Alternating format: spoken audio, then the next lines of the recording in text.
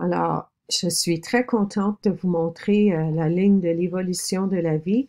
Ça peut sembler bien au-delà de ce que un enfant du primaire pourrait envisager, mais je peux vous dire tout de suite que c'est quand même quelque chose que les enfants du primaire aiment beaucoup, beaucoup, beaucoup explorer. Euh, je pense que vous allez peut-être pas l'utiliser en classe avec vos élèves, mais je pense vraiment que ça peut être intéressant pour vous de explorer un petit peu la ligne de l'évolution de la vie, de la connaître, puis vous allez être en mesure de mieux aider vos élèves à connaître la vie sur Terre. Ça vous donne une autre vision de tout ça. Alors, ce que je vais faire, vous avez déjà vu euh, la, euh, la longue bande en feutre que je vous ai montré avec des fossiles. Il y a une vidéo là-dessus, mais voici une façon de en connaître plus sur l'évolution de la vie.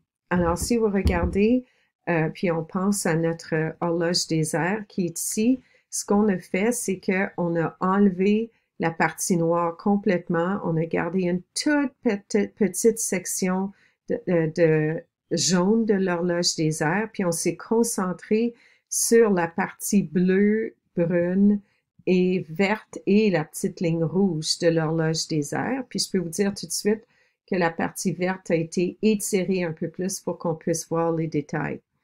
Alors, on va regarder chaque section une à la fois et chaque couleur, puis essayer de l'explorer. Alors, je vais agrandir un peu, je vais agrandir à 30% la ligne pour qu'on puisse voir les détails. Alors, la première partie de l'horloge de la ligne de l'évolution de la vie se trouve à être l'ère pré-cambrien. Alors, cambrien, c'est ici, c'est une période, puis pré-cambrien, c'est ce qui est venu avant, puis c'est à cette époque ou pendant cette ère-là, finalement, que la vie est apparue, mais ça a duré une longue, longue, longue période de temps, puis on le sait que euh, les, les, euh, c'était surtout des êtres unicellulaires qui vivaient à cette époque-là. Il y a eu quelques êtres multicellulaires à la toute fin, mais avant ça, la reproduction se faisait par division. Alors, un être se divisait en deux, puis ces deux-là se divisaient 4, 8, 16, 32, 64. C'était comme ça, la reproduction se faisait comme ça. Puis à la toute fin euh, à la transition entre l'époque où l'ère précambrien et paléozoïque, c'est là que la reproduction sexuée est apparue. Alors, il y avait un mâle et une femelle. Puis ce que ça l'a permis, c'est que le petit qui est né après l'union d'un être mâle et femelle était un comme différent, puis avait la moitié des caractéristiques du mâle et la moitié des caractéristiques du femelle.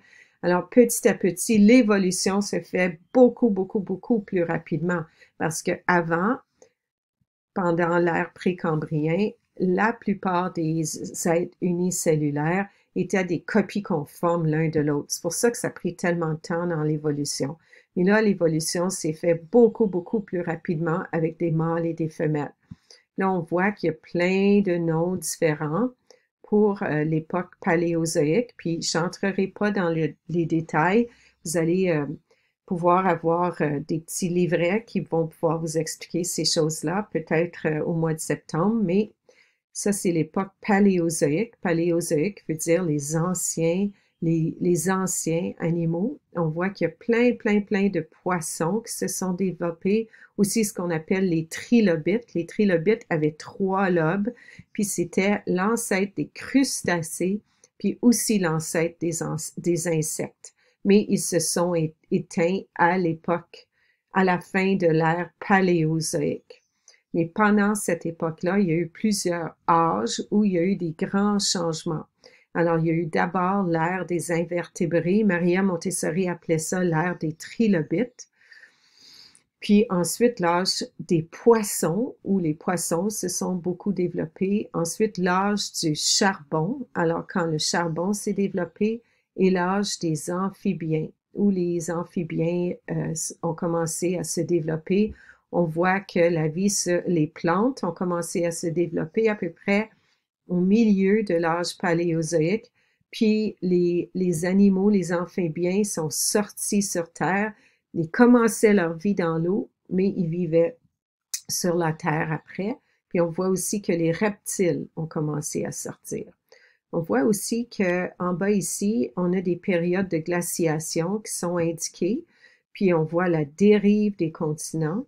On voit les montagnes, ici les Appalaches, les Urals, les anti-Atlas en Afrique, mais plusieurs chaînes de montagnes se sont formées à cette époque-ci.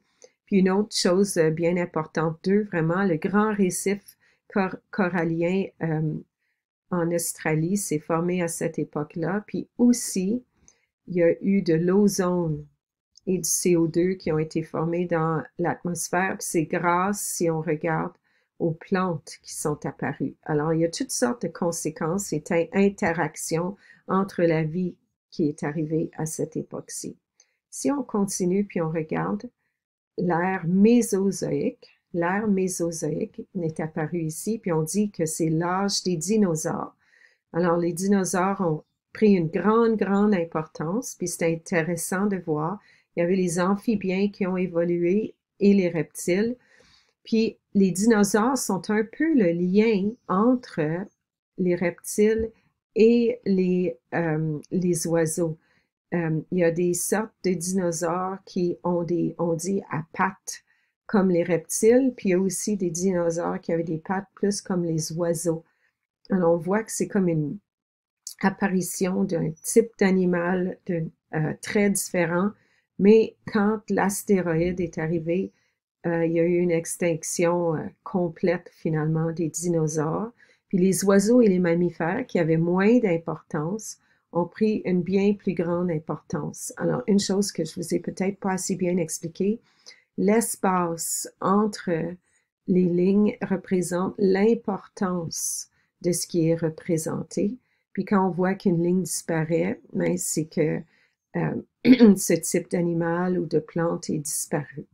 Alors, on voit ici qu'à la fin de l'ère mésozoïque, il y a eu une astéroïde, peut-être, on pense, c'est la théorie actuelle, mais on a quand même laissé un point d'interrogation parce qu'on n'est pas certain. Puis, plusieurs, comme les dinosaures, sont disparus, mais on voit que les oiseaux ont pris une plus grande importance et les mammifères aussi. On a vu de nouvelles chaînes de montagnes qui ont des pics plus pointus parce qu'il y a eu moins d'érosion, parce qu'il y a moins de temps qui s'était écoulé.